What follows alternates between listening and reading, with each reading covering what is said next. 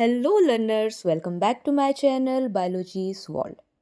So learners, आज हम लोग डिस्कस करने वाले हैं the topic cell structure and function.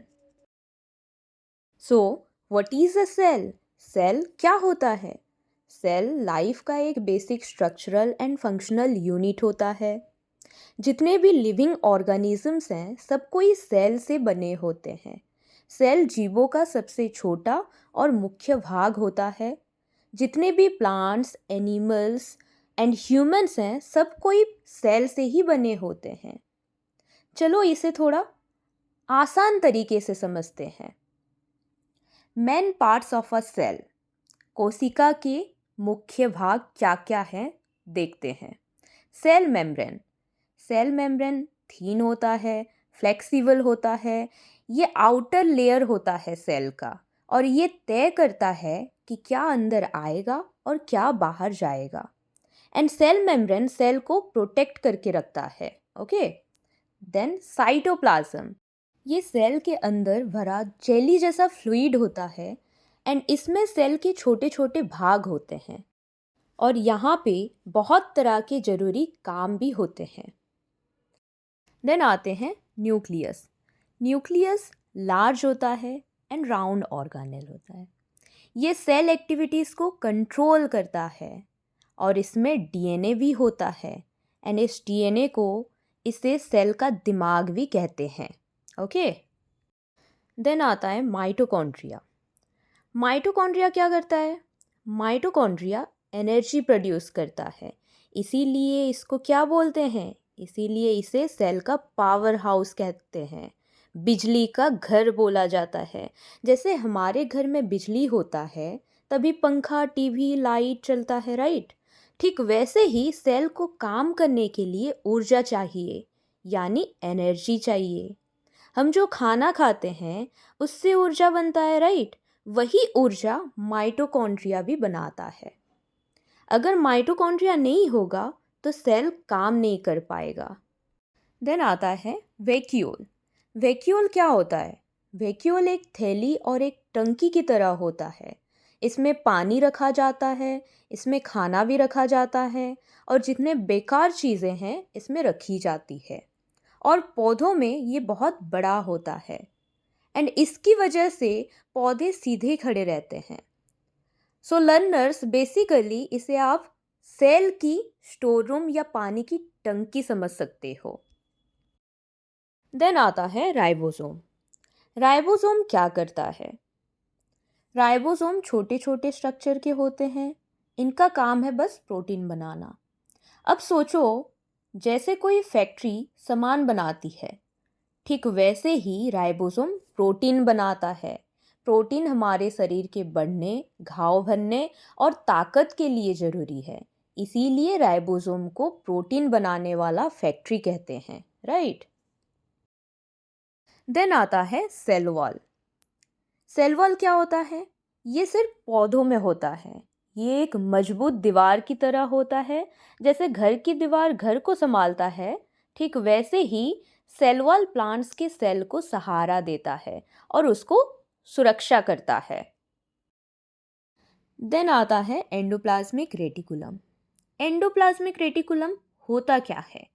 ये सेल के अंदर फैला हुआ एक जाल जैसा भाग होता है. ये सेल के अंदर चीज़ों को एक जगह से दूसरी जगह में पहुंचाने के लिए मदद करता है. एंडोप्लाज्मिक रेटिकुलम दो तरह के होते हैं. एक होता है rough endoplasmic reticulum and the other one is smooth endoplasmic reticulum. Rough endoplasmic reticulum का काम क्या होता है? ये सिर्फ बस प्रोटीन बनाता है and smooth endoplasmic reticulum fat बनाता है. सो लर्नर्स, इसे आप सेल की सड़क व्यवस्था भी समझ सकते हैं. देन आता है गोल्गी एपेरेटस. गोल्गी एपेरेटस होता क्या है? ये सेल का पैकिंग स्टोर होता है एंड गोल्गी एपेरेटस प्रोटीन को बदलकर तैयार करता है और उन्हें पैक करके सही जगह में पहुंचा देता है. लर्नर्स, इसे आप सेल का डाकघर या पार्सल स्टोर भी कह सकते हैं. देन आता है लाइसोसोम। सो लर्नर्स, लाइसोसोम होता क्या है? ये सेल का सफाई कर्मचारी है। लाइसोसोम डाइजेशन में मदद करता है, वेस्ट मटेरियल को डिस्ट्रॉय करता है, इसीलिए इसे सेल का सफाई कर्मी कहा जाता है। सेल के ये सभी भाग मिलकर काम करते हैं। अगर कोई एक भी भाग सही से काम ना करे तो सेल ठीक से काम नहीं कर पाएगा। Function of cell. अब हम लोग पढ़ने वाले हैं सेल के अंदर कौन कौन से भाग क्या क्या काम करते हैं। The first one is control centre, that is the nucleus. Control centre यानी नियंत्रण केंद्र। न्यूक्लियस को कंट्रोल सेंटर बोला जाता है और ये पूरी सेल को कंट्रोल करता है यानी नियंत्रित करके रखता है। इसमें डीएनए होता है जो हमारी सारी जानकारी को संभाल कर रखता है। जैसे स्कूल में प्रिंसिपल सब काम को देखते हैं, ठीक वैसे ही न्यूक्लियस सेल का सारा काम को संभाल लेता है। देन एनर्जी प्रोडक्शन यानी ऊर्जा बनाने वाला भाग, दैट इज माइटोकॉन्ड्रिया। माइटोकॉन्ड्रिया को सेल का पावर हाउस कहा जाता है। ये सेल के लिए एनर्जी बनाता है एंड ये एटीपी नाम की एनर्जी को तैयार करता है। जैसे घर में बिजली से सारे काम चलते हैं, ठीक वैसे ही माइटोकॉन्ड्रिया से सेल को ताकत मिलती है। देन प्रोटीन सिंथेसिस यानी प्रोटीन बनाने वाला भाग, that is ribosome. Ribosome cell में प्रोटीन बनाता है एंड प्रोटीन हमारे बॉडी ग्रोथ के लिए बहुत ज़रूरी होता है। जैसे फैक्ट्री में चीज़ें बनती है, ठीक वैसे ही राइबोसोम प्रोटीन बनाता है। Then transport of materials, that is endoplasmic reticulum and Golgi apparatus. ये सेल के अंदर और बाहर चीज़ों को एक जगह से दूसरी जगह पहुंचाता है। जैसे कि एक ट्रक एक सामान को एक जगह से दूसरे जगह तक ले जाता है।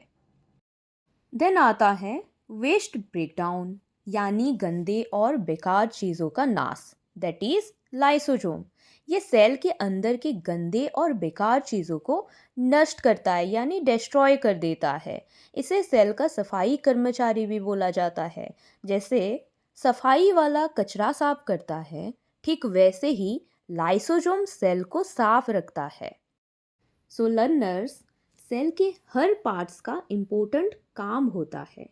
अगर एक भी पार्ट ठीक से काम ना करे तो पूरी सेल को असर पड़ सकता है।